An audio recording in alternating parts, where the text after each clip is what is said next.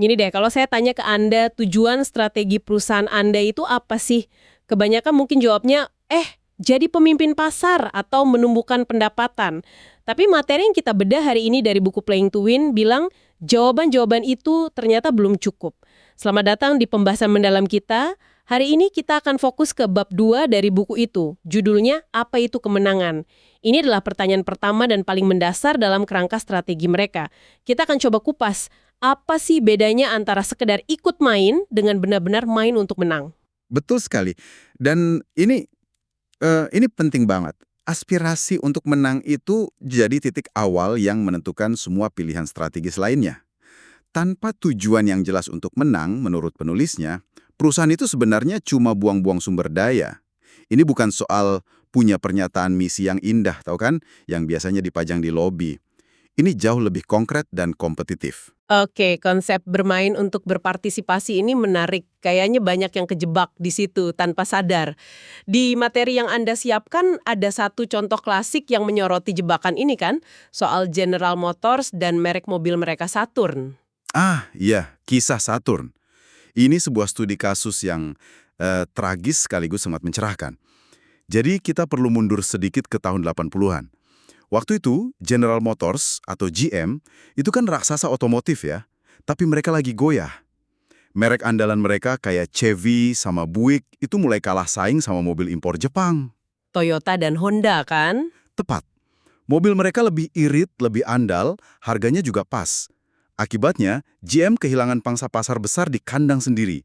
Mereka panik. Dan di tengah kepanikan itu lahirlah Saturn.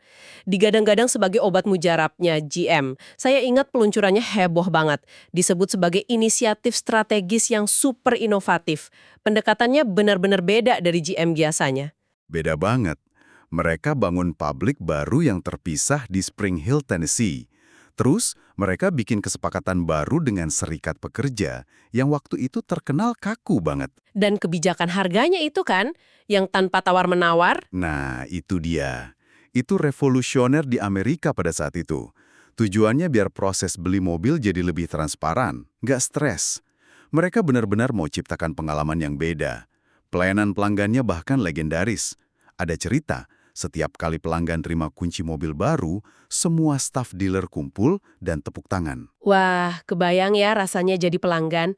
Pasti spesial banget, dihargai, dirayakan. Kayaknya semua resep sukses ada di situ. Produk beda, pelayanan istimewa. Tapi ceritanya nggak berakhir bahagia ya. Sama sekali tidak. Setelah beroperasi sekitar 20 tahun dan menurut perkiraan menelan kerugian sekitar 20 miliar dolar, Tunggu. 20 miliar dolar. 20 miliar. Angka yang luar biasa besar. Akhirnya, Saturn ditutup. Ini jadi salah satu kegagalan produk terbesar dalam sejarah industri otomotif. Tapi kan aneh ya, mobilnya disukai, pelanggannya loyal. Saya tahu beberapa orang yang cinta mati sama mobil Saturn mereka. Jadi salahnya di mana? Kok bisa rugi sebesar itu? Nah, ini dia inti masalahnya. Dan ini yang jadi fokus di bab buku ini. Kegagalannya itu bukan di produk atau pelayanannya, tapi pada aspirasi di baliknya. Coba kita tanya, tujuan GM meluncurkan Saturn itu apa? Jawabannya ternyata nggak pernah didefinisikan secara jelas untuk mendominasi pasar mobil kecil. Tujuannya bukan untuk mengalahkan Honda Civic atau Toyota Corolla. Aspirasinya jauh lebih sederhana. Cuma untuk berpartisipasi dan mencoba merebut sebagian pasar yang hilang. Jadi cuma mau ikut meramaikan aja gitu ya? Nggak pernah benar-benar niat jadi nomor satu? Persis, aspirasi yang mediocre ini akhirnya melahirkan pilihan-pilihan strategis yang mediocre juga. Karena tujuannya bukan untuk jadi yang terbaik, mereka jadi ragu-ragu buat investasi, lini produknya nggak disegarkan secepat pesaingnya, mereka nggak bisa mengimbangi kecepatan inovasi Honda dan Toyota. Jadi, Saturn mati bukan karena mobilnya jelek, tapi karena aspirasinya terlalu rendah untuk bisa menang. Mereka cuma cukup baik, dan di pasar yang kompetitif, cukup baik itu resep kegagalan. Wow, kisah Saturn itu benar-benar jadi pelajaran ya. Investasi besar, produk disukai, tapi karena tujuannya dari awal salah, semuanya jadi sia-sia. Ini bikin saya penasaran, gimana kalau sebaliknya? Ada nggak contoh di mana sebuah unit yang nggak dianggap penting justru punya aspirasi menang dan berhasil? Pertanyaan bagus sekali. Dan buku ini memberikan contoh yang sangat kontras. unit layanan internal di Procter & Gamble yang namanya Global Business Services atau GBS. Oke, ini menarik. GBS ini kan bukan Pantene atau Gillette ya. Mereka ini bagian internal yang ngurusin hal-hal kayak IT, manajemen gedung, payroll. Betul, dapurnya P&G. Biasanya kan bagian kayak gini cuma dianggap sebagai cost center, pusat biaya. Tujuannya cuma menekan anggaran, bukan jadi juara. Iya, yang penting efisien aja kan? Tepat. Tapi di awal tahun 2000-an, setelah gelembung.com pecah, GBS ini ada di persimpangan jalan. Pimpinan P&G kasih beberapa pilihan. Bisa tetap seperti biasa, bisa di spin-off jadi perusahaan sendiri, atau fungsinya di-outsourcing ke pihak ketiga. Pilihan paling gampang ya tentu saja mempertahankan status quo. Toh, mereka sudah berfungsi cukup baik. Tapi sepertinya ada yang berpikir beda. Ada, namanya Filippo Passerini, presiden GBS saat itu. Dia menolak semua pilihan mudah itu. Dia nggak mau GBS cuma jadi penyedia layanan yang lumayan, aspirasinya jauh lebih tinggi. GBS harus menang. Ini perubahan pola pikir yang fundamental. Menang untuk unit internal seperti GBS itu artinya apa? Menang melawan siapa? Nah, bagi Passerini, menang itu artinya GBS harus bisa menyediakan layanan yang lebih baik, kualitasnya lebih tinggi, dan biayanya lebih rendah daripada siapapun di dunia, baik itu IBM, HP, atau tim internal di perusahaan lain. Dan gak cuma itu, GBS juga harus jadi mesin inovasi untuk seluruh P&G. Wow, itu ambisi yang luar biasa untuk sebuah unit dapur. Pasti banyak yang ragu saat itu. Tentu saja. Ada satu momen legendaris di buku ini.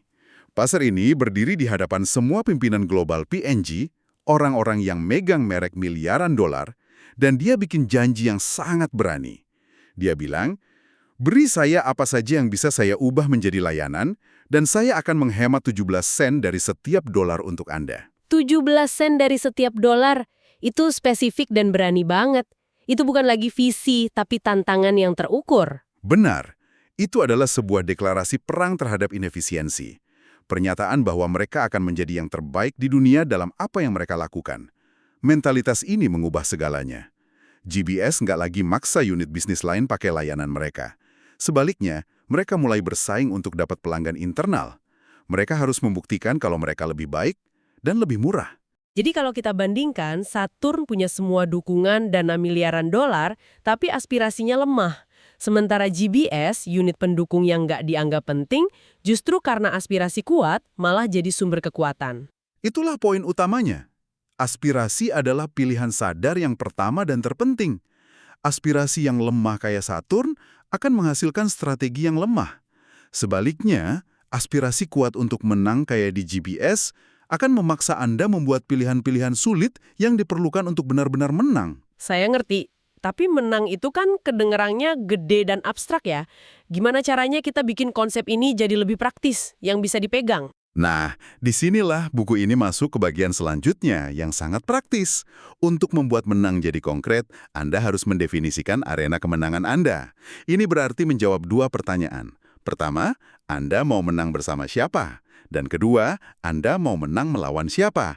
Perhatikan ya, fokusnya langsung keluar ke pelanggan dan pesaing. Oke, kita bedah satu persatu. Menang bersama siapa? Ini maksudnya pelanggan kan? Tepat. Lebih spesifik lagi, menang bersama pihak yang paling penting, yaitu pelanggan inti Anda. Buku ini kasih saran yang kuat banget.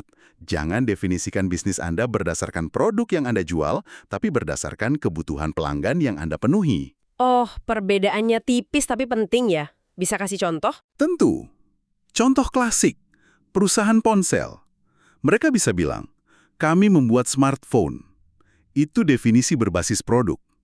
Tapi definisi yang lebih kuat, yang berbasis pelanggan, adalah kami ada di bisnis menghubungkan orang dan memungkinkan komunikasi di mana saja, kapan saja. Ah iya benar juga. Jadi smartphone tuh cuma alatnya hari ini, mungkin 10 tahun lagi bentuknya beda. Persis. Dengan definisi kedua, cakrawala inovasi Anda jadi jauh lebih luas. Bukan lagi mikirin gimana jual kotak ini lebih banyak, tapi gimana kami bisa lebih baik dalam menghubungkan orang. Contoh lain yang bagus dari P&G sendiri itu merek Olay. Bertahun-tahun, mereka definisikan bisnisnya sebagai membuat produk perawatan kulit. Fokusnya jual krim seharga $399. Tapi kemudian mereka ubah aspirasinya. Mereka mau membantu wanita merasa cantik dan punya kulit lebih sehat. Perubahan kata-kata yang kecil, tapi saya bisa bayangin dampaknya besar. Sangat besar. Ketika Olay jadi mitra terpercaya wanita, tiba-tiba pintu terbuka untuk bikin produk premium kayak Olay Total Effects dan Regeneris, yang harganya jauh lebih tinggi. Mereka nggak lagi cuma bersaing di rak bawah supermarket. Semua berawal dari mendefinisikan ulang dengan siapa mereka mau menang. Oke, jadi yang pertama pelanggan. Lalu yang kedua, menang melawan siapa? Ini soal pesaing. Betul. Dan poinnya adalah melawan yang terbaik. Setelah tahu siapa pelanggan inti Anda harus tahu siapa standar persaingan Anda. Banyak perusahaan cuma lihat pesaing tradisional. P&G lihat Unilever, Coca-Cola lihat Pepsi. Itu sudah otomatis. Tapi buku ini bilang itu nggak cukup ya. Nggak cukup. Penting banget untuk identifikasi siapa pesaing terbaik di bidang Anda. Dan mereka mungkin bukan pemain terbesar. Bisa jadi itu perusahaan lokal yang lincah atau merek private label dari supermarket. Kenapa harus fokus sama yang terbaik? Kenapa nggak fokus aja sama pesaing terbesar? Karena dengan menjadikan yang terbaik sebagai tolok ukur, Anda menaikkan standar internal Anda sendiri.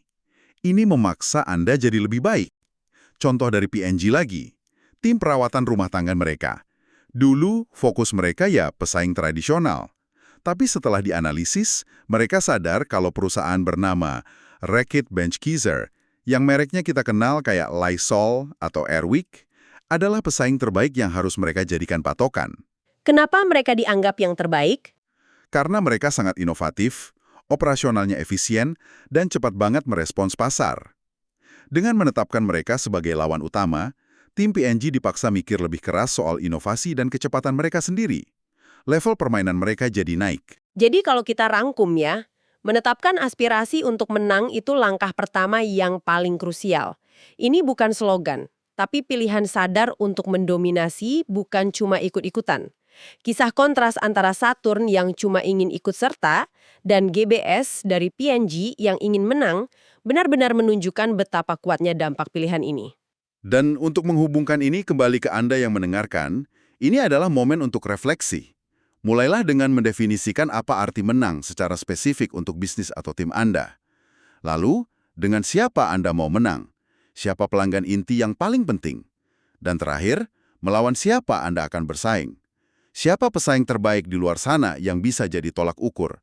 Tanpa kejelasan pada 3 pertanyaan ini, semua pilihan strategi selanjutnya nggak akan punya arah yang tajam. Sebagai penutup, kami ingin meninggalkan Anda dengan satu pemikiran. Coba lihat organisasi Anda, atau bahkan tim kecil Anda sendiri. Apakah aspirasi Anda saat ini adalah untuk sekedar menjalankan tugas dengan baik? Atau untuk menjadi yang terbaik di dunia dalam apa yang Anda lakukan, sekecil apapun lingkupnya? Apa satu perubahan kecil yang bisa Anda buat besok untuk mulai beralih dari mentalitas bermain untuk berpartisipasi menjadi bermain untuk menang?